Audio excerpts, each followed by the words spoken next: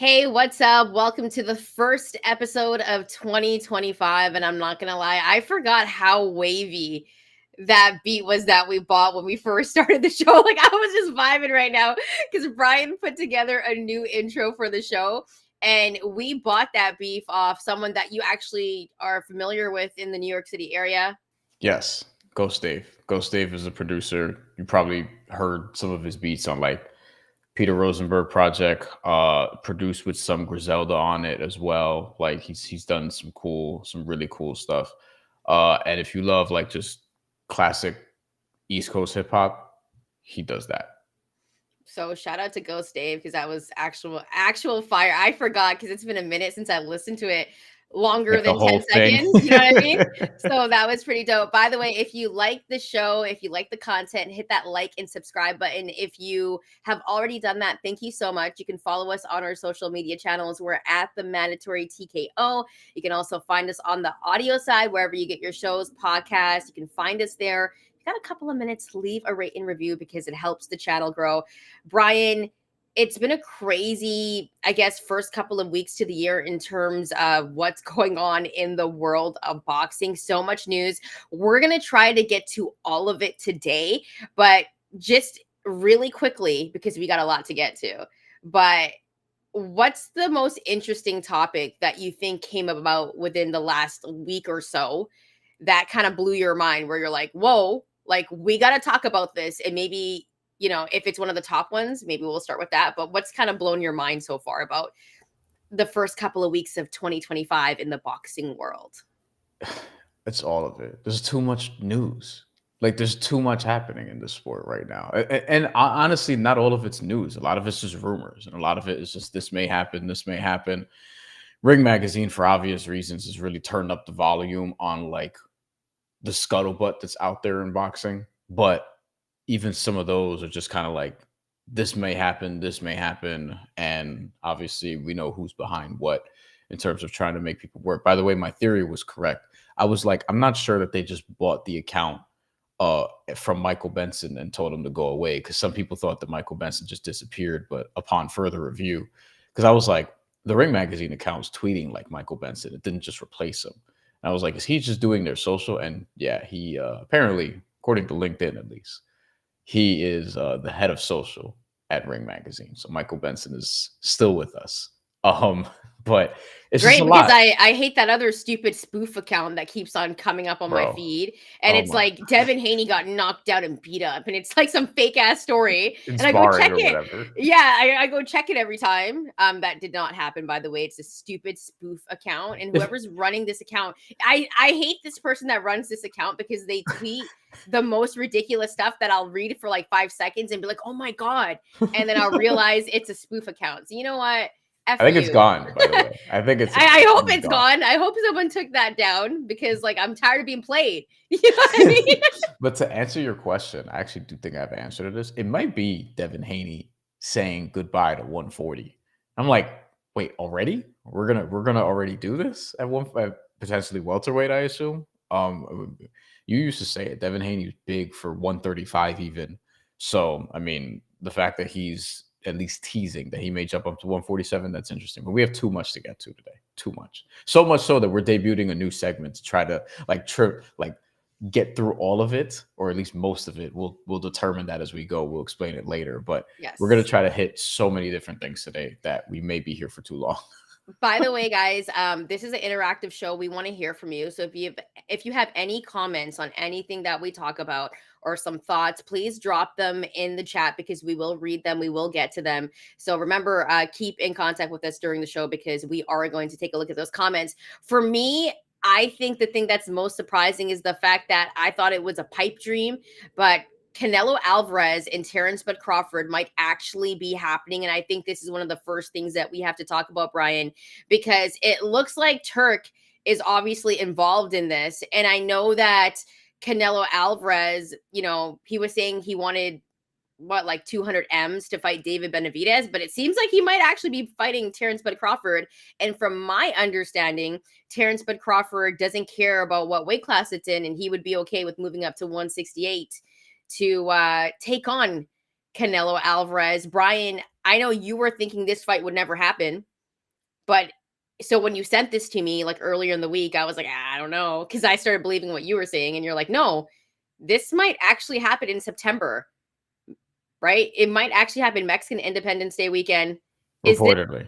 Yes. Yeah. Turk, as we call him on the show, for people who are unfamiliar with the program, the Turk Yalashik, who is basically the emperor of boxing right now, I guess, for lack of a better way of putting it. There's probably some other words some other people would use.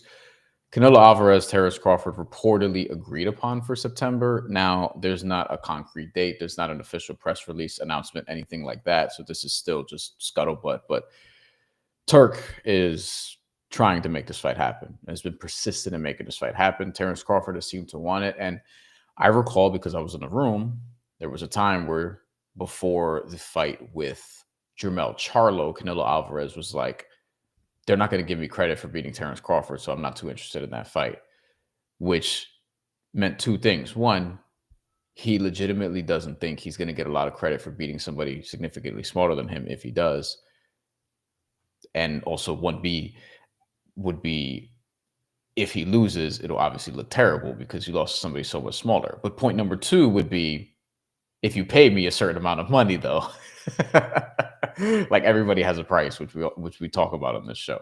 So to me, that's what this is. It's like we'll still see. Like part of me is still like, all right, we'll wait and see. But it seems like at least the main party here is persistent upon this happening. Terence Crawford has a good relationship with Dude, and Canelo Alvarez seems to be open to making as much money as possible on the way out.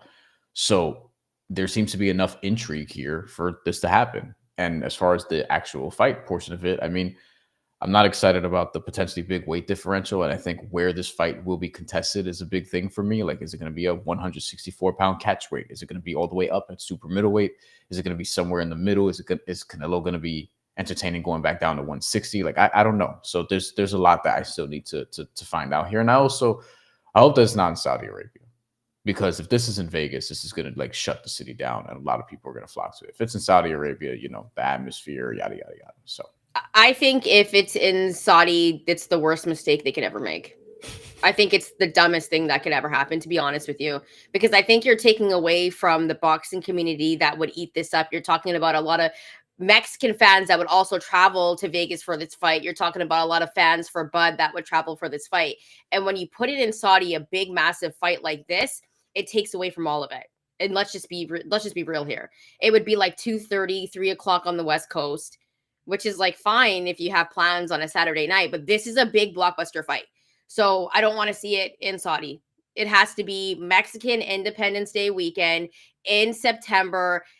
That's when it should be if this fight is going to happen. That's a massive weekend. That's Canelo weekend. It used to be Mayweather weekend. Like, we know how big that weekend is. This is two of the greatest fighters of this generation. Can't be in Saudi, in my opinion. If it's in Saudi, I'm going to be pissed.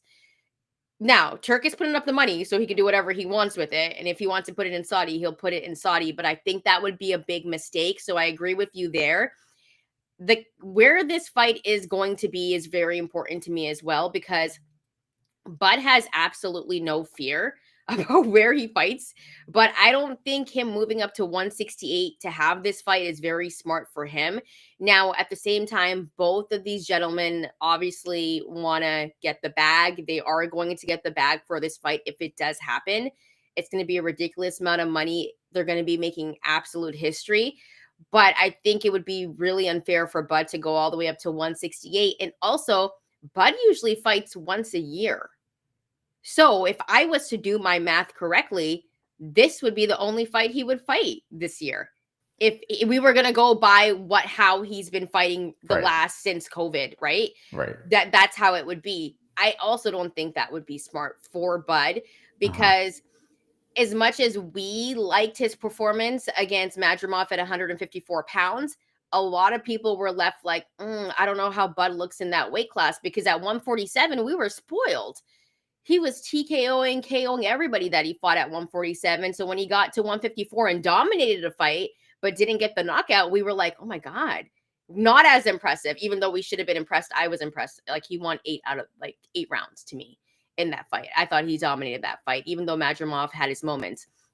So for me, I really do feel like Bud has to have a tune-up fight before he fights Canelo, and especially if he's moving up to a weight class that's like 168. If it's a catch weight, I want to see that because I think Canelo's going to have a lot to say for that. Because I don't also see Canelo coming down to like 163. Like the bag has to be really good. Like what are we talking about here? Like 300 M's? Like what are we talking about here? Like that would be crazy I think for Canelo to come down to like 160-ish, which I think would be a fair meeting ground, like 163, 164. I just don't know if it's going to happen. So as much as I've been talking about this fight for so long, like it might happen. I'm having doubts now where it's coming close and it might actually happen, but I'm like, what weight class are they fighting in? Because that's what's most important to me. I also want it to be kind of like fair ground because I don't want it to be a fight where Bud has a disadvantage. Like if we're going to get Canelo and Crawford, let's make it a fair playing ground, in my opinion. Part of me thinks that this is in September because maybe Terence Crawford actually has a fight in like May in a higher weight class to see how or really get accustomed to the weight increase. But Terence Crawford also, to your point, hasn't fought twice in a year since 2019. And that was the year he fought Amir Khan and Mean Machine. Like that was a long time ago. He only fights once a year ever since. He's fought once a year each of the last 5 years. But I think that would be interesting because otherwise you're talking about Terence Crawford. If he does return in September, you're talking about him not fighting again for basically over a year and stepping into Canelo Alvarez, his second fight above welterweight ever. And like that's just a lot. And that more reason why I think Canelo Alvarez will be the betting favorite for this. So to me, I do wonder if this is going to be in September because maybe Canelo has to take a mandatory title defense and maybe Terence Crawford has to get accustomed to the weight and takes a fight at maybe even middleweight between now and then in like the springtime or something along those lines.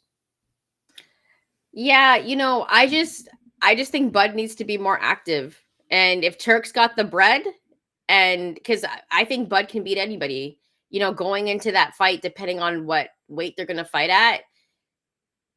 I mean, I think I'm gonna rock with Bud right now, but it just depends on what weight class it is. I don't think I am.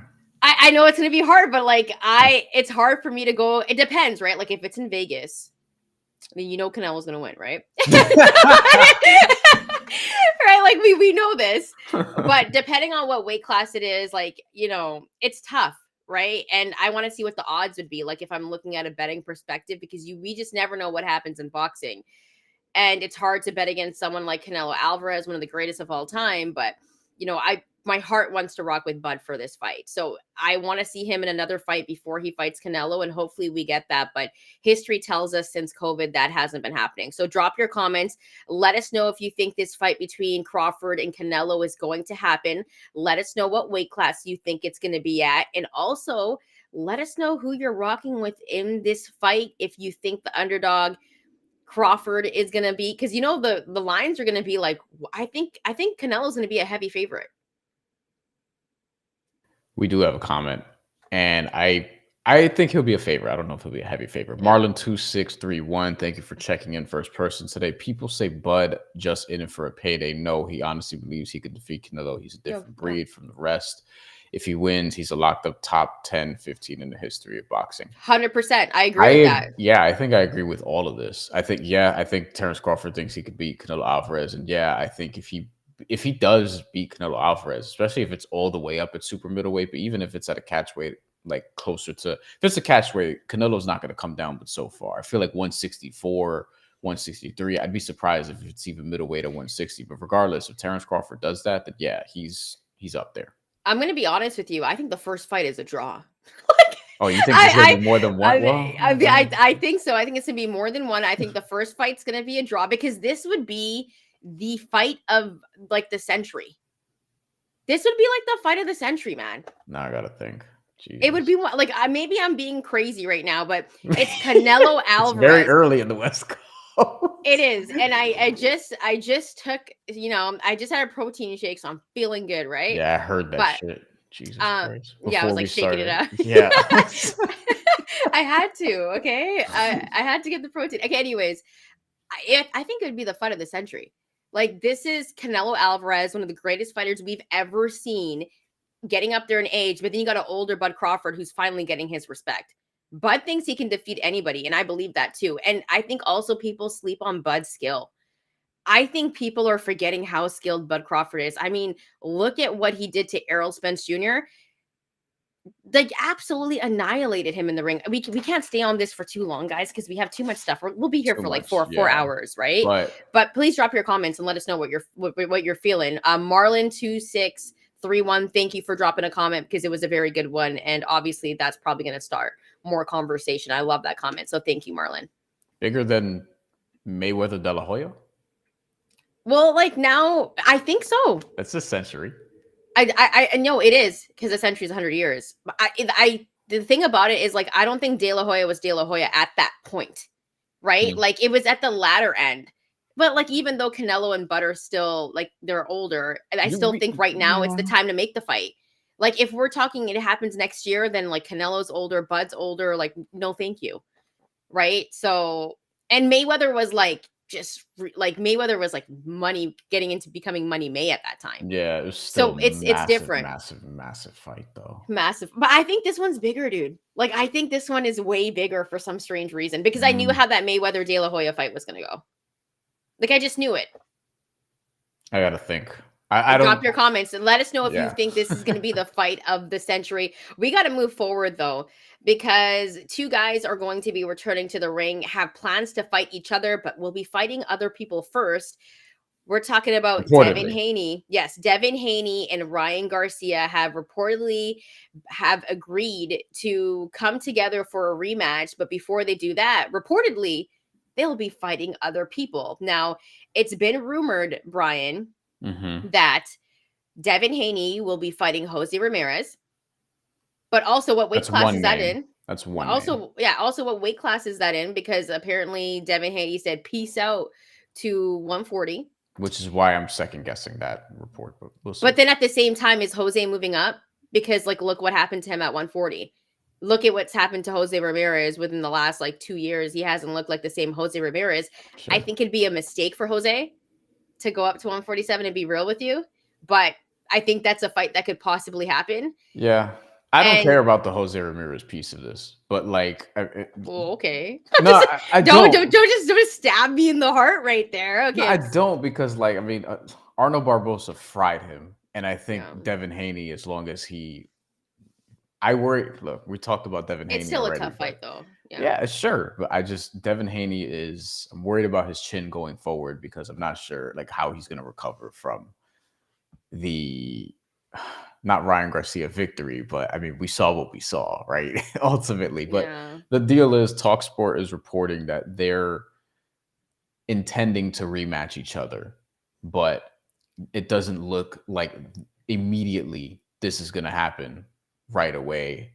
The thing that I have questions about, and this is why this is so murky, and this is why we don't like talking about things until they're kind of finalized, unless, of course, we know something ahead of time. But Ryan Garcia inked a deal seemingly with Turk, and Teofimo Lopez quote tweeted and was like, hey, and maybe I'm jumping ahead here because it's actually on the rundown. This folds into it. Like, is Teofimo Lopez teasing a fight with Ryan Garcia, or is he just trolling because it's Teofimo Lopez and he could do that? No, I think this is on the heels.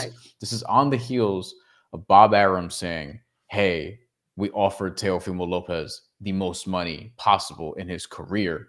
I could pull up the exact quote, but the point of it is, we offered that money to Teofimo Lopez to fight Subriel Matias, and Teofimo Lopez allegedly balked at it.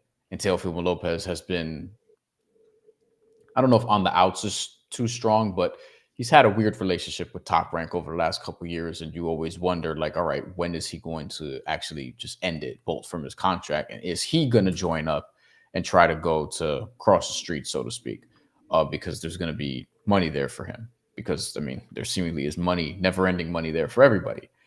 And, there's a lot of questions as to where this leads, but I do think Devin Haney, Ryan Garcia. The other piece of this is like there were lawsuits involved that are being put on pause because there's plans for a rematch. So we'll see what ultimately happens there. I think the rematch part to me is where I'm fascinated by. But if you're telling me that Ryan Garcia is going to fight Teofimo Lopez, which I'd be surprised if that's what's next.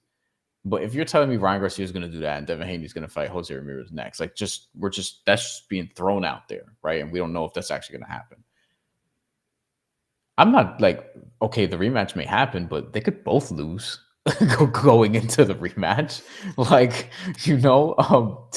I guess Ryan Garcia especially, but there's so many wild cards here. But the main story is that, to me, is that Haney Garcia 2 is an event to expect this year. And that's a rematch that's going to be like a top 5 event of 2025 because last year's fight was a top 5 event of 2024. There's so much that is in what we just talked about, right? Because you got Devin Haney coming back and the questions about, is his chin sus? What weight class is he going to fight in? Now, I'm thinking all of these guys might possibly be moving up to 147 because remember, Ryan Garcia also said he wasn't going to fight at 140 anymore. Then you got Teofimo Lopez trying to call out Bud Crawford every other day, saying he'll fight at 147 and he'll move up. And I think he means it too. Like, I know Teo trolls, but I also think Teo thinks he could beat anybody. And I think he can as well. But we've never seen any of these guys at 147. We know that Ryan has power without the steroids as well. But like, this is something that's really interesting because I honestly think, Brian, that Ryan Garcia and Teofimo Lopez is arguably it's a massive fight that's just as big as Devin Haney and Ryan Garcia. The only reason why there's a little bit more cachet to Devin Haney and Ryan Garcia, the rematch, because of what happened in the first fight and then all the controversy. But can you imagine Teofimo Lopez and Ryan Garcia in a presser? It'd be absolute madness between those two guys. That would be one of the biggest fights. And I think you could have that fight anywhere. I think you could have it in New York. I think you could have it in Vegas. I think you could have it in LA. I think if Turk is doing it, it will be in Saudi, but that's not the point, right? Like, I mean, this is for some people. Yeah, I mean, I kind of talked about that early on. Like, I think that's another fight that should be in the States, but this is a massive fight if it's true. Ryan Garcia, Teofimo Lopez, and I think it would be at 147. That's just as big as Devin Haney and Ryan Garcia. Like, what do you think? Do you like that's a massive fight, is it not? Yeah, because I actually think Teofimo Lopez would be a betting favorite against Ryan Garcia. Yeah. Especially considering the long layoff and while Teofimo Lopez is coming off another unspectacular performance. Like we talked about this. His run at 140 has not been awesome. You have the Sandor Martin fight where people thought that he lost. You have a couple of underwhelming performances, like the one where he put it all together with against Josh Taylor. But other than that, like he hasn't really impressed in that way outside of maybe the Pedro Campa fight. But that was a return bout against somebody that he should beat. I think that was coming off the George Kambosos loss, which, speaking of bad losses, like that was one that literally shifted the boxing world for a couple of years because we just got a lot of George Kambosos after that, which we've already joked about on this show. He milked the shit out of that all the way to a title fight with Vasily Lomachenko last year. Now it appears like that run may be over, but he might have one more big money fight in him, to be honest. So I think where this is headed is, I mean, we're going to see this rematch eventually, but how we get there, I have a lot of questions about. And another thing is, if Ryan Garcia is coming back, like I don't think you want the first fight to be Teofimo Lopez. That's tough, dude. That's a tough ass fight. So, unless Ryan Garcia plans to fight 3 times this year, I don't see that happening either. Then it'll be interesting if Ryan Garcia, Teofimo Lopez does happen. I think that's one of the fights of the year.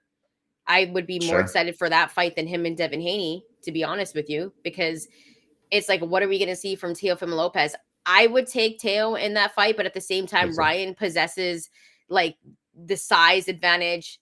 And we also don't know how Teo's power transcends at 147 because we haven't really seen it at 140 other than his first fight against Pedro Campa. Whereas we saw Ryan at like 160, apparently. And we don't even know how serious he's taking things. And Yeah. I Yeah, really but want to see. wait. The last time we did that though, he almost knocked out Devin Haney. Like Yeah, Devin Haney or Ryan Garcia actually was he was either plus 1,000 or Devin Haney was minus 1,000. So if Devin Haney was minus 1,000, then Ryan Garcia would have been like plus 720 or something yeah, along those it lines. was And if crazy. Ryan Garcia was plus 1,000, then Devin Haney would have been minus 1,300 or so, 1,250. So I think it was Ryan Garcia or Devin Haney rather, who was minus 1,000. But regardless, it was a shocking turn of events how that happened. To me, though, yeah, Ryan Garcia. If I'm Teofimo Lopez, I'd rather fight Ryan Garcia than Subriel Matias, which is where this kind of started. So I still think they're both really tricky fights for him though. Like I wouldn't also sleep on Ryan. If Ryan was to ever like stop with the antics and take it seriously and like really put his mind to it, like he's a good fighter and he's got power and I think he can beat people like a Teofimo Lopez, but Teo is so talented, right? So it's tough.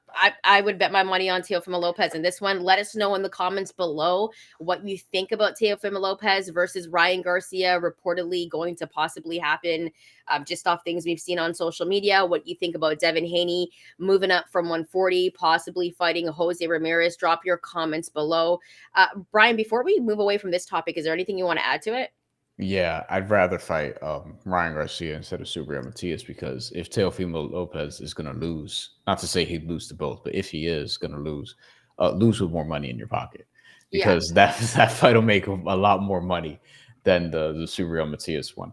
I think Teofimo Lopez actually would be the betting favorite against both guys though, and I think he could beat both guys. But I see where Subriel Matias now that he's not the boogeyman anymore, so to speak, and has a loss and was outboxed by Liam Paro, like now he's definitely not going to get you Yeah. the same amount of money that a Ryan Garcia fight would, and he's still dangerous. I think Subaru is very dangerous. Let's go back to Marlon 2631. When the stakes are high, Teo is clutch if he's fighting. Not so good opponents, he looks trash. That's why I believe he will beat Ryan. I do feel like He fights to his competition. Yeah, he definitely I does. kind of buy that. Yeah. Yeah. Like, yeah, that's just how it's kind of like some sports teams, right? When they just like play down to their competition. That's what Teo does Yeah. because he's so talented. Like, that's the thing about it. I think he thinks he can beat anybody. And I wouldn't disagree with him on that.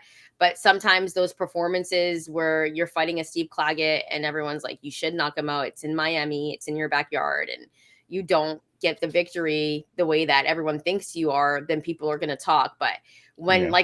when it's on the line and people are questioning him, like the Josh Taylor fight, amazing. The The Loma Lomachenko fight. fight, Yeah. amazing. Like, you know what I mean? And that's why it's like he's such an interesting and an intriguing fighter that you want to see him fight. The Subriel Matias piece is interesting because I think Subriel at this point is still trying to get his name back to where it was, but he's dangerous. Like, I think he could also beat Teo. One punch can change everything, dude. And we've seen Teo being dropped before. Right? By Sandor Martin, who is absolutely not Subriel Matias. Gabriel has power, Yeah. right? He has power. Like the Liam Paro fight, I don't know what happened there. You know, he just didn't look very good in that fight, and Liam Paro had a great game plan. Shout out to him. But, you know, I hope Teo wouldn't take that fight not seriously, but apparently it's not going to go down. We're going to get to that later on. Brian, I think we can touch on it again with our new, segment, but I think we got to move on. Maybe because we're just too much to we still have another thing we got to get into before we debut that new segment. That's true. Why don't we get into it right now? Because I feel like this is something that we've heard before many times. It's been joked about. There's been videos put out, and the man comes back, but he seemed pretty serious in the video that he recently put out. Tyson Fury announced his retirement, says it's a wrap for him. And of course, this comes after losing to Alexander Usyk for the second time. Brian, do you believe Tyson Fury has officially retired? No. From boxing? No, I don't. I don't care. Like, I think, I don't know. One, I feel like his retirement would probably be more dramatic. But two, if somebody, Turk, Frank Warren, both of them, Eddie Hearn, whoever, if somebody puts up the money like enough money for him to fight Anthony Joshua at Wembley Stadium, I think he'll fight Anthony Joshua at Wembley Stadium. Like, he's retired before. I think this is, if anything, this is just me speculating. This is probably a play to get more money for a fight with Anthony Joshua. Like, is he just avoiding the Anthony Joshua fight, or does he just want more money to do it and is using this to sort of strong arm his way? Because this is the thing. When you're Turk and you have all this money and you're just liberally just throwing it away to make all these big fights with, you know, your toys, so to speak, like fucking Tony Khan at AEW, like, dudes are going to do shit like this to try to get more money out of you because they know they can. And ultimately, you're probably going to cave. You're going to give Tyson Fury the money, and he'll fight the fight you want him to fight. So we'll see. There's already a report from Ring Magazine, which he owns, talking about, oh, he's going to meet with Tyson Fury to discuss his retirement, aka he's going to try to negotiate him to come back and make a massive, massive fight. And the fight should be to fight against Anthony Joshua at Wembley Stadium. Like, this is a no-brainer. And for Tyson Fury, like, it's totally plausible somebody would retire now after 2 consecutive losses to Alexander Usyk, after you've proved basically everything else in the heavyweight division that you needed to prove, except we still want to see the Anthony Joshua fight. Like, yeah, this is a chess move from Tyson Fury, and we'll see if Turk comes with the bag. He probably will, and I expect to see Tyson Fury in the ring again. So I'm kind of like split in the middle of this, because usually when Tyson Fury announces his retirement, he's like joking around, but the video he put out seems so genuine. You got to sell it. You got to sell it. And I believed it. I was like, he's really retiring. This is crazy. But I know that Anthony Joshua fight is there. It's there. They've both taken L's, you know, to Anthony Joshua in the worst way because of what happened against Daniel Dubois. I mean, that picture is like on our intro now. That's savage. I saw that, Brian. I didn't make the intro this time. Brian did. So I saw that and I was like, that's a little bit savage. But I do like how you put some of our favorite fighters on there. I did notice that. I will say one thing, that Wembley Stadium, Tyson Fury, Anthony Joshua sells out every time. That's a blockbuster fight that people still want to see. That's a fight I would love to see. And I think when it comes to legacy, like, the thing is, I think Tyson Fury wins that fight. Like, I think Anthony Joshua has more to lose taking that fight. But I think Anthony Joshua also believes that he can beat anybody. And at the same time, Tyson Fury's been in so many wars that it's like one punch can change everything. And if AJ fights like the old AJ, like, yo, there's a chance, right? If he doesn't overthink it, because I think AJ overthinks in the ring, to be honest with you. And sometimes he just needs to go with his natural skill. But has Tyson Fury officially retired? I think it depends on the bag and one more fight. Like, maybe 2 fights, depending on how this could go. But him and Anthony Joshua could make a ton of money. Like, we're talking about, this could be one of the best heavyweight fights of the year if it was to go down. And I think Tyson Fury, as much as, you know, we see boxers say they retire and then they come back, for him, I kind of believe the video, but because this fight is right there, Brian, like in our hands, I think it happens. I think this is the fight that happens, not Deontay Wilder and Anthony Joshua. Because remember, we were supposed to get that. It never happened. More on that later, potentially. Yeah, because apparently, you know, someone's not retired anymore. That's the thing about boxers. They come back all the time. So, you know, let us know in the comments. Let us know if you think Tyson Fury has officially retired. You know, we have another comment. This one was to Marlon2631, though. Champy said, Canelo is one that is a different breed. Crawford is glad to accept his whooping and retirement check. That was obviously for Canelo and Bud earlier when we were talking about it. Either way, both dudes are going to get the bag. I think both dudes think they could win that fight. 100%. I don't think either of those dudes. No. Like, these are top 1% of 1% of boxers. Like, these guys are not just coming in just to take the money and not put on a great performance. Like, both of those guys are coming to win 1,000%. Yeah. I think with Terence Crawford, like, I think I don't want to say he's more motivated than Canelo Alvarez, because Canelo Alvarez wants to protect his legacy also. But yeah, both of these guys are going to put it all on the line if that fight does eventually happen. But to circle back to Tyson Fury, though, like, yeah, to me, this is just a money play, and we'll see what happens. If I'm wrong and he does stay retired, then, I mean, hats off. He'll be in the Hall of Fame. He was a heavyweight champion. He was a lineal heavyweight champion. He beat Vladimir Klitschko. He, like really destroyed Deontay Wilder's sort of meteoric run, so to speak. He had 2 very good fights with Alexander Usyk, lost both of them, and he had a really good career, better than a lot of his British heavyweight counterparts, who a lot of people were probably higher on coming up. Yeah, and I don't think Tyson Fury has to come back if he doesn't want to. Like, he could sail off into the sunset. But at the same time, if I'm Tyson Fury, I'm like, yo, I could probably make a lot of money and beat Anthony Joshua. I'm just saying. Right. And then sail off into the sunset. Would that be a better ending for a guy like Tyson But Fury? he's going to squeeze it all out of Turk first. Yeah, and I understand that. And I think Turk at the same time is willing to pay whatever he wants to pay, because that's what Turk does. He's making these fights happen. And it's a possibility. So below in the comments, let us know if you think Tyson Fury actually retired, if you believe the video like I did and was a little bit sad, or if you think it was just really good acting, and that you think this fight with him and Anthony Joshua is bound to happen after Anthony Joshua has his rematch with Daniel Dubois. Because that's still another thing too. There's going to be a rematch for that fight. So this is a fight that possibly doesn't happen. I believe Anthony Joshua is trying to get a rematch for that fight. There's a story that went up on DAZN 15 minutes ago. Okay. Turk is quoted. This is on DAZN, so this is noteworthy.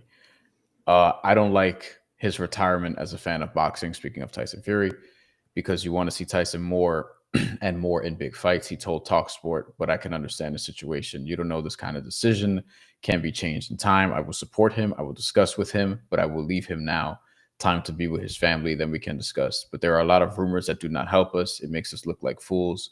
No one will propose 500 million to do any fight. That is not a correct number. No, probably not 500 million, but I think Bud and Canelo could get 5 mil. I don't like 500 million. 500 mil. Yeah, I think that's $500 million. I don't think. But I think that fight would be worth it. Not this one. Not a Tyson Fury Anthony Joshua fight. Like, you know what I mean? But I think Canelo and Bud 500 mil. Like, if Turkey just throwing out money and he doesn't care. Crazy. I know, but that's how crazy that fight is. He's not going to go broke because he's worth multiple billions of dollars because of the oil shit, but like he might if he's throwing out 500 million for all these fights. I don't think so, but remember, I don't know if Canelo was playing, but he wanted 200 M's for David Benavidez. So how much does he want for Bud? I mean, I think all parties involved, and in this equation, that would be Canelo Alvarez, Terence Crawford, also Anthony Joshua, also Tyson Fury. I think all of those dudes could get 9 figures out of Turk each. 100%. And we'll see. We're going to see what they get for sure. Let us know in the comments below, guys, how you feel about Tyson Fury officially possibly retiring. If you think he's going to get the bag from Turk, if you want to see him against Anthony Joshua, and who you would possibly be taking in that fight. And Brian, I think we got to move on to what we think might happen in 2025. Yes. Your boldest boxing prediction to happen in 2025. I think Jake Paul gets knocked out this year. I don't know by who yet. I've thought about this, but I do think we're at a tipping point where he needs to take a legitimate challenge, or people are just done with this whole Jake Paul thing. Because there were less people interested when he was fighting Ryan Borden, Andre August, Mike Perry, another former UFC guy, and also bare knuckle boxing guy. And the reason why the Netflix thing did so well, I said this over on my channel also, the reason why this thing did so well was because of the curiosity of seeing Mike Tyson again. It didn't have as much to do with Jake Paul. Like, people wanted to see Mike Tyson again, and they saw a lot of Mike Tyson. You saw his ass. And in this fight, we have like everything to back it up, because the discussion was basically like, hey, is Mike Tyson going to do this? Mike Tyson going to do that? Whatever. Like, Jake Paul was 1B. He was, in the eyes of a lot of people, the B side, even if he wasn't. So to me, I think this year he's going to take a risk, and I think it'll backfire. That's where I'm at. I think that's a very good prediction. It's one that I hope happens, but I don't know if it's going to. Like, I would like to see it just because I think there's a term I want to use, but I don't want to use it because it's not like it's a cuss word. Um, there's just too much nonsense that goes on with the whole Jake Paul stuff sometimes. And it's like sometimes annoying to see. I love what he's done for the sport. I love what he's done for women's boxing. But sometimes it's just too many antics for me.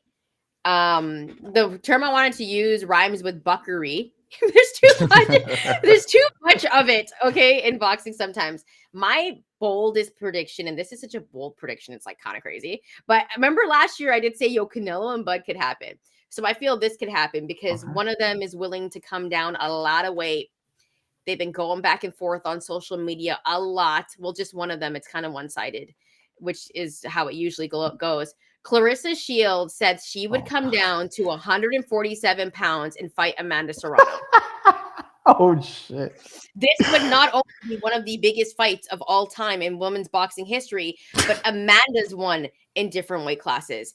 Clarissa's won in different weight classes. She said she would come down to 147 pounds and fight Amanda Serrano. And we know that there's been talk about who's the greatest woman of all time. And Amanda's been like, yo, Amanda's been humble this whole entire time. Amanda's like, yo, I've never said anything bad about you. And Clarissa's just like, I'm the greatest of all time. Like, we know Clarissa is arguably the greatest of all time. I would say that she is, but also Amanda's up there too. This is a fight that I think boxing fans would go crazy over. And my bold prediction is that maybe we get this fight because what's next for both of these women? They've done everything. This would be a money grab. You don't even need Jake Paul for this. You don't need Jake Paul for this. You don't need to be the Turk either. You could just do this on your own, and you could put it anywhere. You could put it in New York for sure because it's Amanda Serrano. Please do. You could do it at Little Caesars Arena if you wanted to. Please don't do that. You could do it in Vegas. You could do it anywhere. This would be also one of the biggest fights of the century, hands down.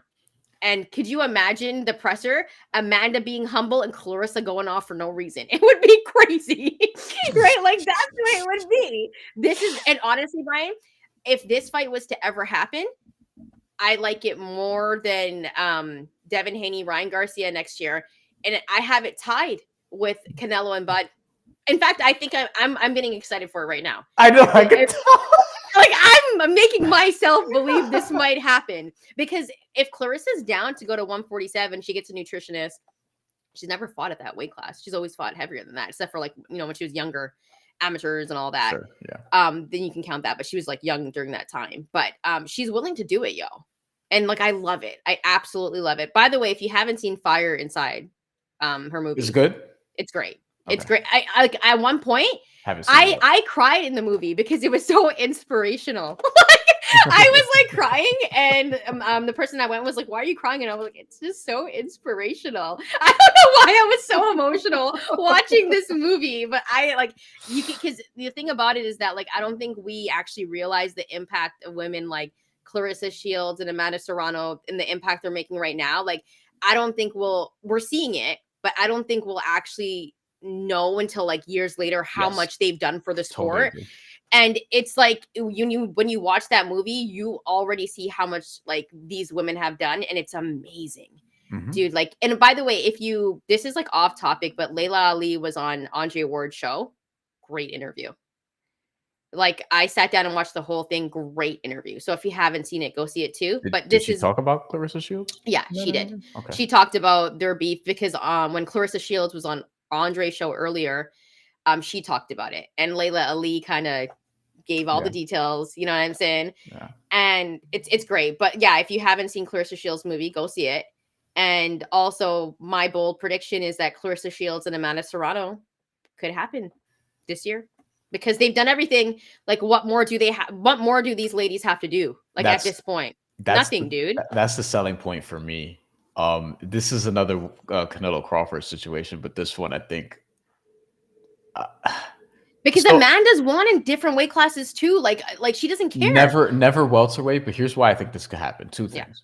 Yeah. One. Wait. So you do also believe this could happen? No, I agree with you. Okay. I agree with you. I wouldn't have prior, but like in thinking more about it as you were breaking it down too, I'm like, no, this could actually happen for a couple different reasons. One is I think Clarissa Shields is dead ass serious. Like she would do this. And I think when it comes down to it, Amanda Serrano would do it. She's going to look around. Like, she hasn't fought beyond super lightweight. And Clarissa Shields has never fought below, as a pro, super welterweight. So this would literally be meeting in the middle at a weight class at a weight class that neither have fought at as a pro, 147.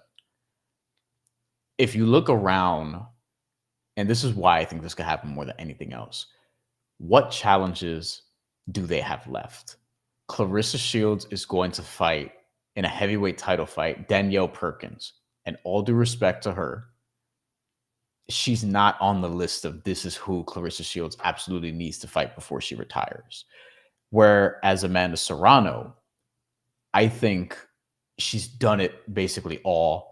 And she fought Katie Taylor twice and beat her arguably twice. I would think most people would say at least once. There's some people that would beat say her twice, and got robbed once.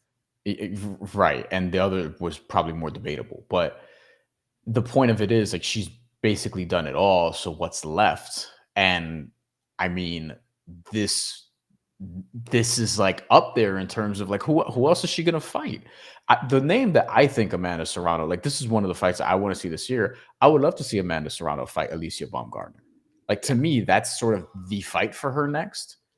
But here's the thing. Clarissa Shields, like, yo, Alicia, come up to 147. I'll fight you too. Like, Marlon just commented that. Right? Like, yes, Marlon, Baumgardner and Shields was building a fight. I want that too. I agree. Like, the thing about it is, I think Clarissa Shields, if my grandma was talking shit, she would fight my grandma. Like, Clarissa Shields doesn't care who it is. She wants to smoke with everybody. And it's because she knows she can beat everybody. She also recognizes that, like, all the big fights in women's boxing right now are in weight classes under hers. So she's probably going to be willing to, as you said, like, get with a nutritionist, figure out the healthiest way to just shed down to 147 or whatever and get some of these big fights. So this is what I'm going to say, because, and this is no disrespect to Alicia Baumgardner, because I'm a huge fan of hers, but there was also the steroid stuff that came up, and I think she has a lot going on. And when it comes to selling a fight, Baumgardner and Shields would be like electric. It would be like must-see television. I would not miss a presser. Be great on social media. They could sell this fight with their eyes closed. But in terms of legacy, like, Clarissa doesn't have to fight her, right? Amanda doesn't have to fight Alicia either. Like, even though it's a very entertaining fight, like, they don't have to do that because they're at different points in their career.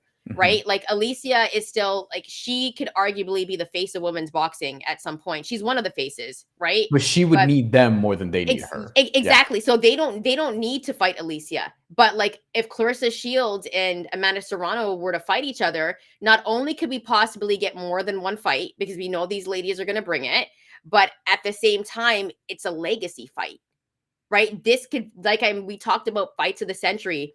This could be one of the fights of the century. Like, I'm excited for it already. Let's make it happen. Like, who do they got to go to? Turk? Like, who? Like, because they don't need Jake Paul.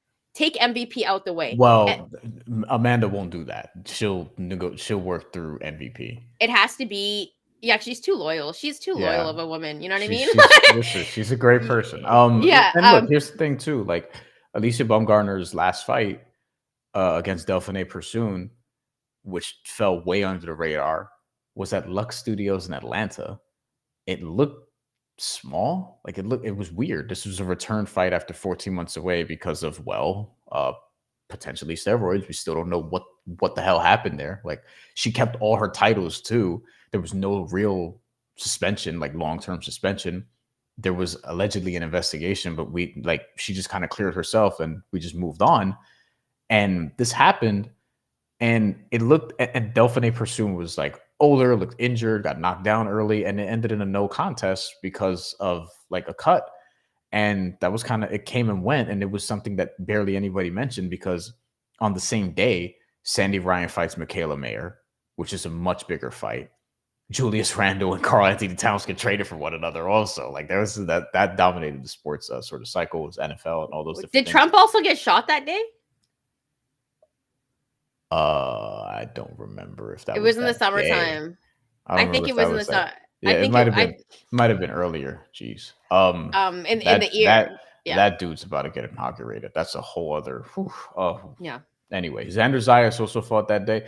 And then there was another card I want to say that was going on. It might have been UFC. UFC has something big going on that day or something along those lines. I'm trying to remember. But there was something else in combat sports that day that was pretty significant. And Alicia Baumgartner fell way under the radar. So I think her versus Amanda is like pretty realistic. And it seems like both sides would want that fight. But if you told me Amanda Serrano's going to fight Clarissa Shields at welterweight, like, I mean, I'll tune in. I will tune in. I will be intrigued. And I have no idea who's winning that fight, because you could say, hey, the weight class is too big for Amanda Serrano, but you could say like Clarissa Shields is going to fucking try to kill herself making the weight. Well, I think those are the interesting facts about it. And that's why I think it's a big possibility. This is my bold prediction for 2025. We went longer on it. That was a full segment. Good on us, Brian. We could literally talk about anything when it comes to boxing. But let us know in the comments below, whose bold prediction do you like better for 2025? Which one do you think will happen? And drop your comments below what you think about Jake Paul losing in a nasty way. And drop your own bold prediction. Yes, what do you have? please. What do you think is going to happen for 2025? Let us know. All right, Brian, I think it's time that we kind of introduce our new segment that we've been working on for at least 5 hours. No, it's been like 10 hours. We were talking about it last night, 12 hours, whatever. So so actually like an hour. Yes. Yeah. Which true. we'll have a proper intro for it and all these different things, but we kind of just thought of it last night.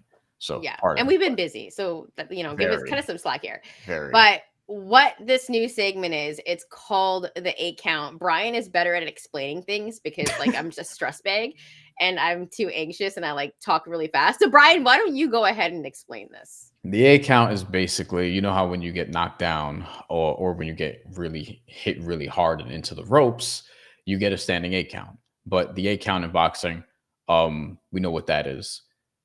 This segment is basically just rapid fire. We have to be very, very quick on set, like news bits that we haven't had time to get to on the show, because we want to try to get to more, because oftentimes we'll do shows and we'll get to a couple of big segments and then we'll get asked about either during the show or after the show, like, hey, what do you think about this? And these are like other sort of topics that weren't like big or whatever. So we want to hit some of the smaller things as well. So basically the concept is we have these segments on the 8 count. It won't be 8 segments, although we have a bunch today. We have these different things we're going to talk about, and we have to either stay down or get up, because that's how you respond to an 8 count. You either stay down and just quit on the subject and be like, nope, not going to talk about it, just pass, or you'll get up and respond to it and be like, all right, I'm going to say something about this, but we're going to try to keep it tight. Maybe not 8 seconds, but it'll be tight regardless. So we have a list of topics that we have here. If you want to add any that we may have forgotten that you think, please feel free.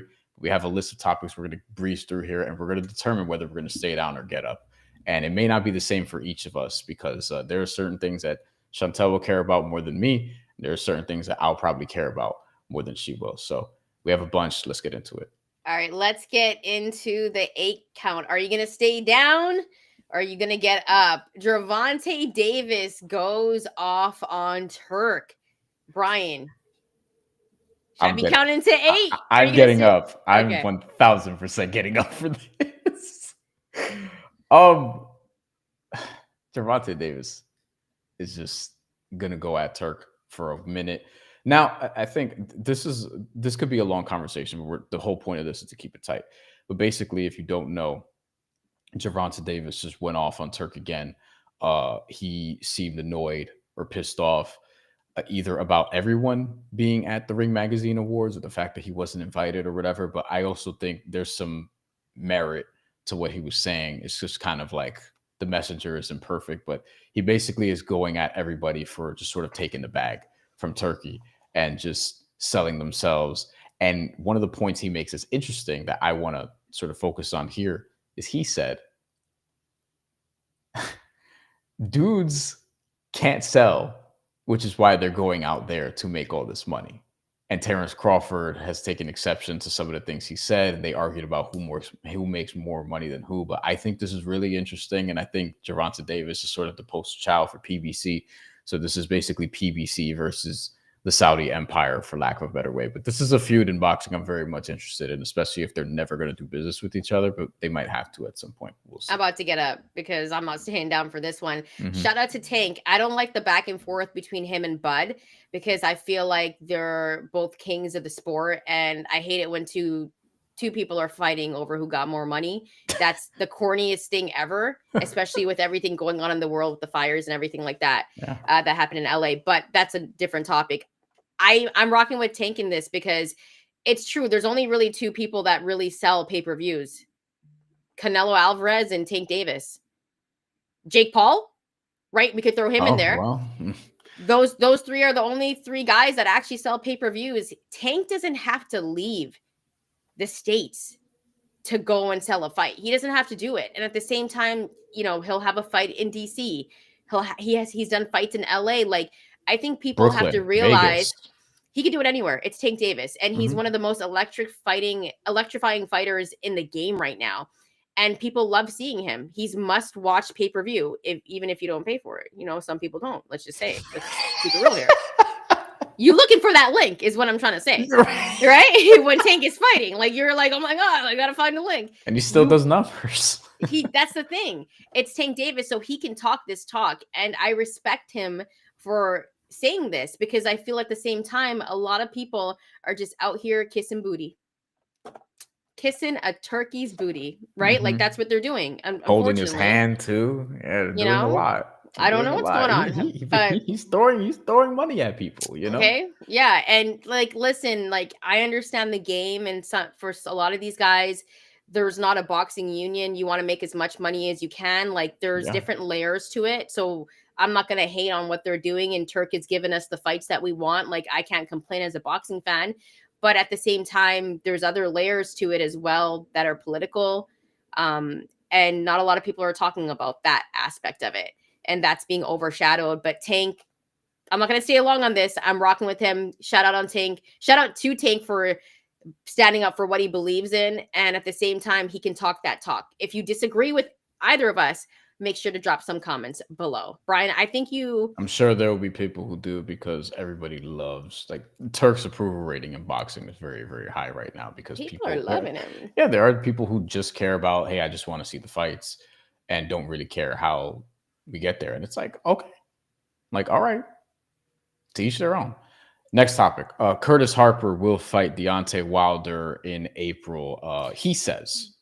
Are you staying down or getting up for this? I know you about to get up, so I'm about to stay down.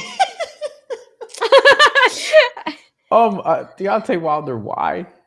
Like, why? Like, in terms of guys who probably should retire, like, this worries me because I think Deontay Wilder is going to knock Curtis Harper into oblivion, and then we'll probably get, and this will actually lead to the next thing.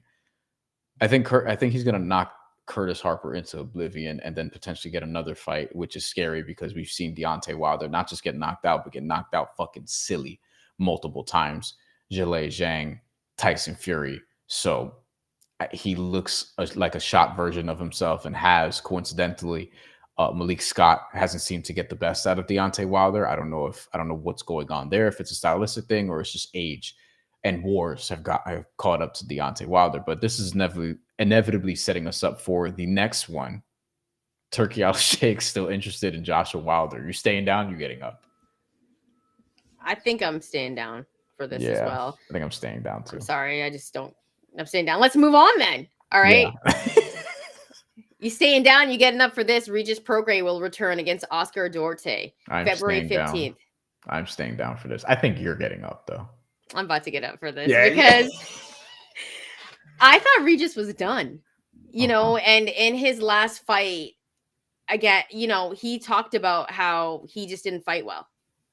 And at the same time, I really feel like it was the end for Regis Prograis because we haven't really seen him have a good fight in a minute. And that's the truth of it. But he's coming back. He's going to fight Oscar Duarte, which Oscar Duarte, listen, that's not an easy fight, but Regis should beat him. And this is the thing, Brian. If Regis loses to Oscar Duarte, that's the worst case scenario that could happen. I don't think he will. But at the same time, like, what we've seen from Regis hasn't been the Regis that we've been used to. And some point we see this all the time in every sport, whether it's football, basketball, like there comes a point where it just goes away. And Regis is at that age where you're in your mid 30s and it's like, is it gone at this point? Right. Cause you get a little bit slower. You got to work on your foot speed. Like it's a bunch of multiple things. So very interested in seeing how Regis Prograis performs against Oscar Duarte, because if he has a great performance against a tough fighter, Oscar Duarte is not a layup, y'all. Then we could talk about him possibly being in some other fights.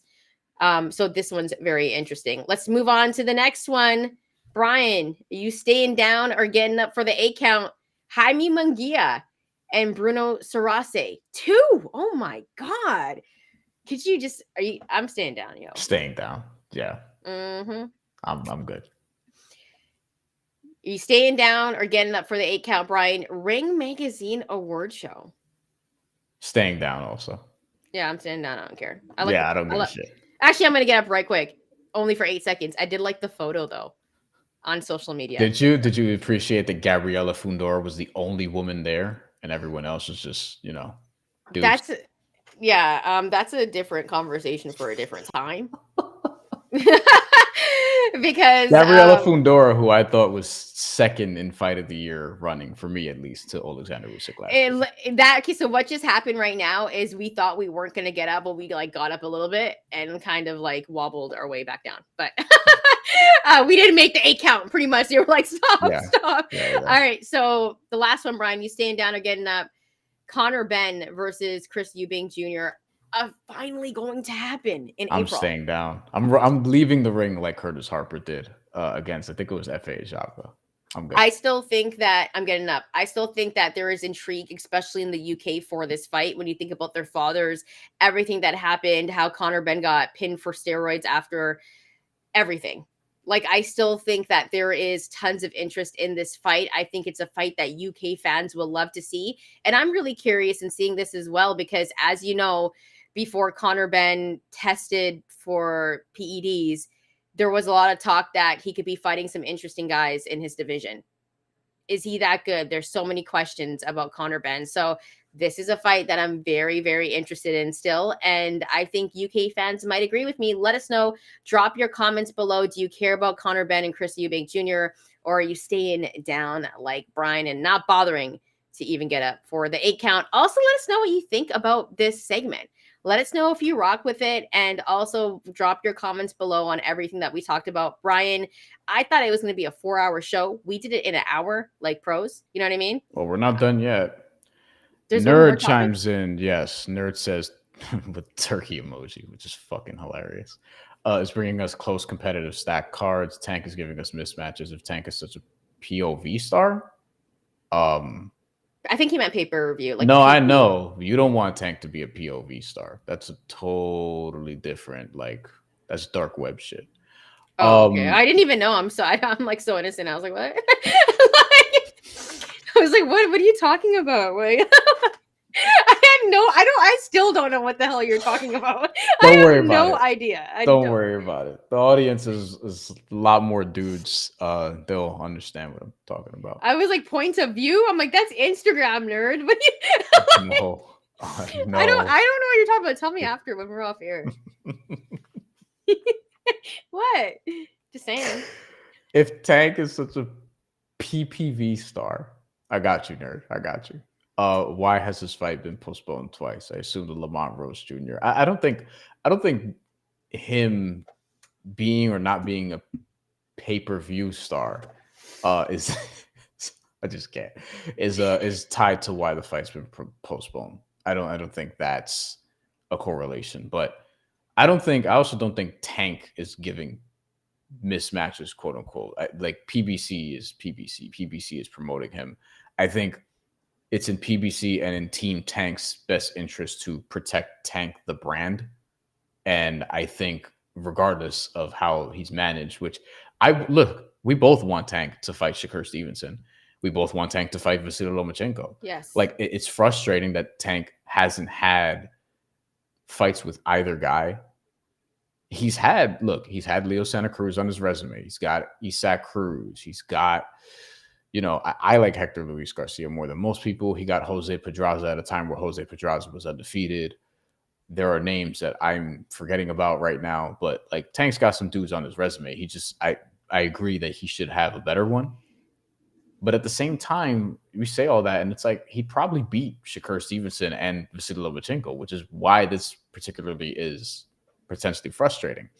And I wouldn't like this isn't an apples to apples comparison because like Turk is an actual, I don't know if promoter, figurehead, whatever, but like he's not a boxer. It's different, right? Like Tank isn't booking himself. And with Turk, it just depends on what you care about, is how I'll word it.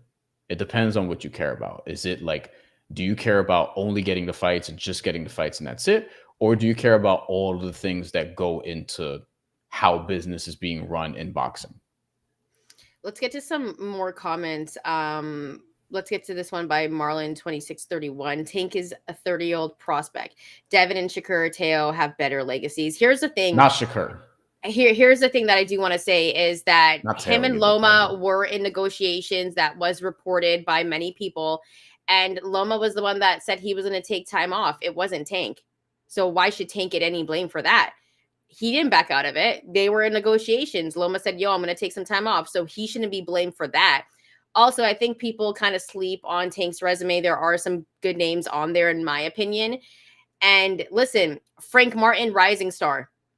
He fought him, right? Like that's, I think a lot of people are like, oh, well, who's Frank Martin? No, a lot of people were talking about Frank Martin, dude. Like that's not like an easy fight. Tank made it look like that. But Frank Martin was a rising star where we were talking about him in that division. Hector Luis Garcia, very tough fight. Ryan Garcia at the time, I know there was a, weight clause and all that stuff, but that's a tough fight too. And it's aged pretty well, actually, considering what happened to Devin Haney. Yes. So as much as people want to hate on Tank's resume, like take a look at those names. They're not tomato cans. Like he's not fighting someone that like has like 50 losses. Like these are guys that are coming up that Tank is fighting. And listen, it's a little bit Mayweather-ish. But at the same time, everyone's talking about legacies and stuff like that. Do we know what Tank actually wants? Because let's also remember Tank is from B-More and he's made a bunch of money and he could sail off into the sunset if he wanted to. But which he's hinting at doing after the end of this year, which I don't believe that either. I don't either. But here's the thing. It's like everyone has their own reason for doing something, right? Like we don't know. I'm not saying this because I don't know Tank personally, but some people want to fight for legacies and belts. Some guys don't. Some guys want to make bread and, and that's about it. Like this happens in basketball all the time, right? Like guys will sign a big check. Like I'm going to be honest here. Like Melo did it. Melo could have gone and won a ring, but he was like, I'm going to go sign with New York and sign the biggest deal. And I'm probably not going to win a championship. And it's not necessarily to be fair, like if they fucking managed they made the playoffs and stuff. Yeah, if they managed it better, you know what I mean? They could have. They could have. They definitely could have. But at the same time, they were the Knicks at the time, like the other version of the Knicks, not the current day version of the Knicks. But he had an opportunity. This is not about basketball, to go play with the Bulls in Chicago, right? And that was rumored. And D Rose at the time was like, "Yo, we don't need Melo." Also rumored that LeBron invited him to Miami to join them. And Melo was like, yo, I'm going to sign with New York. Like Melo could have won a ring. He could have joined a super team and done it. But he was like, I'm going to play for New York. And this is a different conversation. Yeah. Cause I'm like getting my Knicks, like up on behalf of the Knicks argument ready. But not the Knicks, like as an organization, like that's an anti thing because the organization. Hey, I'm the biggest, me, Brian, I'm a Knicks fan. So I wasn't mad at him doing that. I love that Melo came back. Marlon2631 says if Tank retires tomorrow, is he a Hall of Famer? Yeah, they're gonna put him in. 100%. Yeah, they're gonna put him in. Now, nerd. You're a friend of the show. Okay, you're my homie, but I don't like this comment. What is the difference between Jake Paul and Tank's careers? Like, let's not do Tank that. didn't lose to Tommy fucking Fury. Like Tank isn't fighting like former basketball players and MMA players. I mean MMA fighters. Like you got me defending Tank in a way. Like I'm not even like, oh, a Tank isn't like all time. So I'm not even that dude. Like I'm not even a PBC. Like I don't give a fuck about any of that shit. But I'm saying like I'm not gonna say like Tank has accomplished absolutely nothing. Like I understand people want him to fight Shakur Stevenson, for example, and Shakur Stevenson has one big win on his resume. And we're saying Shakur Stevenson has a better resume than Gervonta Davis. Like, that doesn't make a lot of sense to me.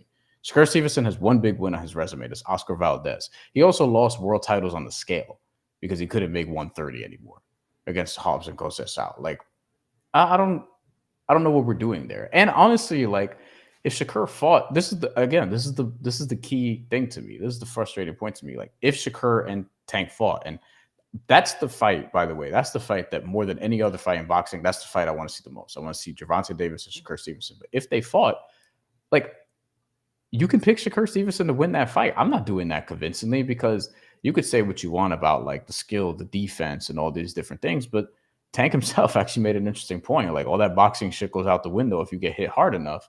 And it's like, Gervonta Davis is not just, he's not Deontay Wilder, where it's Tank is skilled. It's power. He's like, skilled, like, he always gets his guy. You know what I mean? And the only times he doesn't, it seemingly, is if he gets injured during a fight. Like, if you think Shakur Stevenson will beat Gervonta Davis in a fight, then okay. But I mean, ultimately, I want them to make that fight. And the part about, again, going back to Turk, and the part about fighters selling, like, Shakur Stevenson was getting booed in his hometown because of how boring his fights were. That would never happen to Gervonta Davis. Like, Gervonta Davis pay-per-views are events. Like, those are things, like, people that people tune into. Can I say you know what one I mean? thing? Like that, like a legit crowd, like people, like they get up for Gervonta Davis. Like, I've been to some of these Gervonta Davis fights. Let me say one thing about Gervonta Tank Davis and Shakur Stevenson. Go into a room with a group of women and ask if they know who Tank is. I tell you, they'll know who the hell Tank Davis is. Ask them who Shakur Stevenson is. I will go into a room full of my girlfriends and ask them who Tank is. They will all know who Tank is, because he's knocking out everybody and he's out there on social media. Meanwhile, if I asked them who Shakur Stevenson was, they would not know. I'm sorry. That dude is a star. They would not know. And that's just the truth of it. And I know this because, like, when any of my girlfriends mention Tank, I'm like, how do you know Tank? You don't watch boxing. Right. And, like, you know what I mean? So, like, there's a different level of superstardom. And I think Shakur Stevenson, I'll say this, I've said this before on this show, I think he can go undefeated. And I think that he'll beat everybody. That's how good he is. That's how good I think Shakur is. I don't think him and Tank is going to happen. I just don't. That's disappointing if it doesn't. But at the same time, like, but if Tank Loma happens, I think that's a fight that is going to possibly happen. I'm okay with that, because then I think people will shut up about Tank having people on his resume. And at the same time, I think Loma has a good chance too. Like, I'm not just cutting out Loma in that fight. I think Loma makes everything difficult. I think Loma would lose. I don't know, actually. Like, if you want to bet on Loma in that fight, I will gladly take your money. Like, I'm not betting on Loma on that fight. I say he makes it an interesting fight, like how he did against Devin Haney. Yeah, but that's what I'm saying. This is the part with Tank where I get frustrated, and it's more so his management, because it's like, yo, you can throw him in there against these dudes because he might beat all of them. People just want to see it. You know what I mean? Like, I think to say he wouldn't beat them would be a little bit disingenuous. Like, Tank and Lomachenko gets announced tomorrow, and you see the odds for that. Tank is the favorite, like, easily. He's going to be the favorite for that fight. If he fights Shakur Stevenson, he's probably going to be the favorite for that fight. And if he were to fight Devin Haney somehow, he'll be the favorite for that fight. Like, he would be. He just would be. You know, it's a combination of boxing skill and the power that he has. Like, he has skill. So, but, you know, we went long on that. But ultimately, yeah, I hope Tank and Shakur happens. That's the fight that I want to see more than any other fight in boxing right now. But I'm pessimistic that it happens in 2025 or maybe at all. I don't think it happens at all. I'm going to be honest with you. I just don't think that fight happens. I think it's more likely we get Loma and Tank. Let us know in the comments below, though, what you think about the Tank conversation as well. But he makes an interesting point. Like, does Shakur need Turk to sell? Yeah. He's not even on the main event of this card. I do think he's not even the co-main event on this card. I think someone who gains the most from pairing up with Tank is Shakur. Just gonna be honest with you. Like he's a great fighter. I'll tell you what, another thing about Tank, like against Lomachenko, against Shakur Stevenson, and against Devin Haney, he's the A side. He would be the A side for all those fights. He Like is. he would be. Yeah, he definitely would You could be. I deny wonder what it. it would Like be people could for. deny. I wonder what it would be People for could Tank deny and it. Shakur. People could deny it if they want, but like Tank is the A side for all those fights. Oh, 100%. No, he's the A side, but I do think the line between him and Shakur would be a lot closer. Sure, but And Shakur got booed in his hometown and then ran to Saudi Arabia to get the bread. because he needs to. Tank doesn't. Drop your comments below, guys. This is not the mandatory featuring Tank. Marlon 2631. Casuals don't appreciate technicians in the ring. If it's not a knockout, it's boring.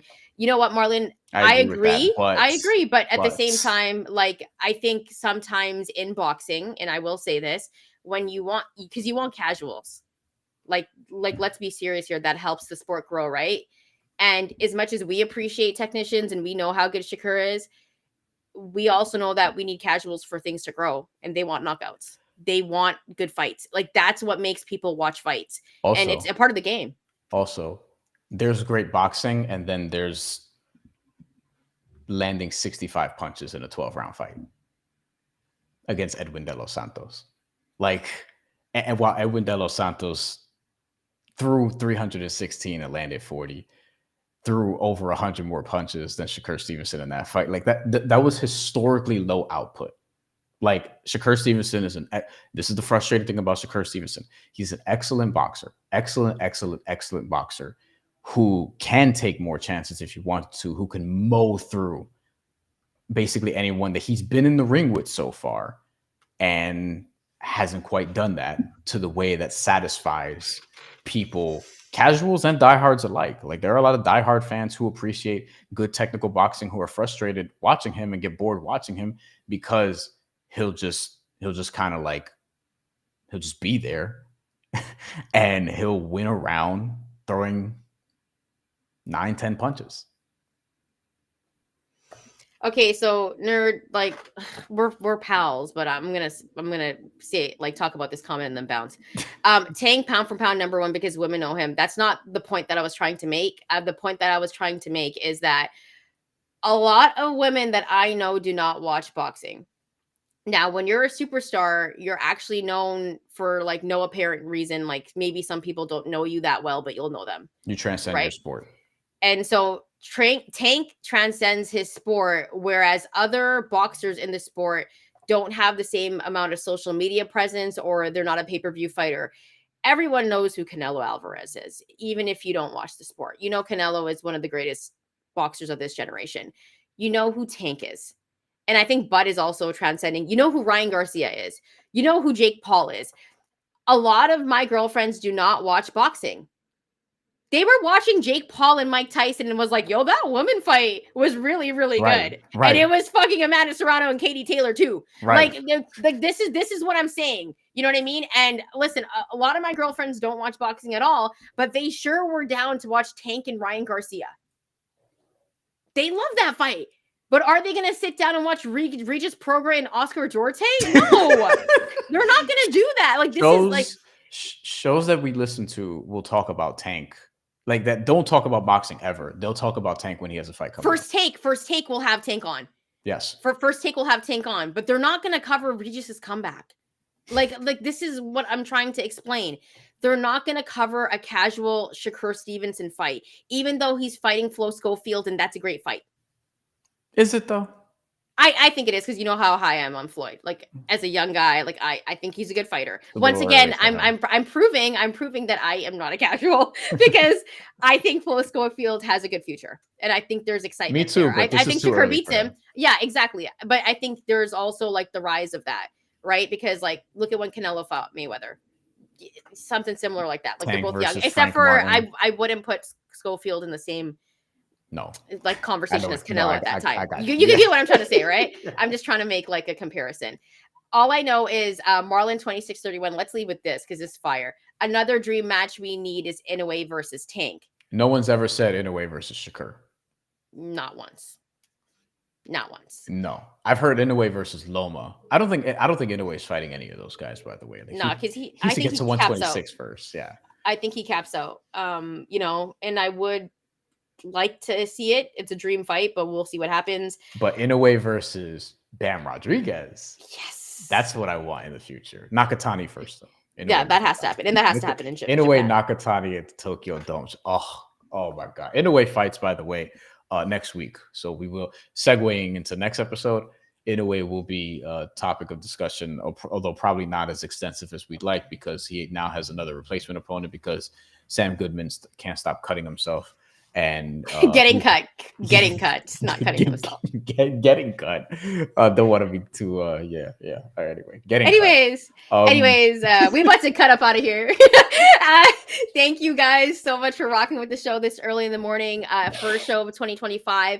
Also, thank you for all your comments. You keep it respectful. We're not always going to agree, but you guys are all family every time you drop a comment and join the show. So thank you so much for rocking with us this morning. If you're watching this after, make sure to follow us on our social media channels. We're at the Mandatory TKO. Hit that like and subscribe button if you haven't already. And if you have, thank you so much. Thanks for joining us for the first show of 2025. Bryan, I always let you have the final words. So I'll let you have the final words of the first show of 2025. I can't talk at this point. Tank versus Shakur, please, 2025 at preferably Madison Square Garden or Barclays Center.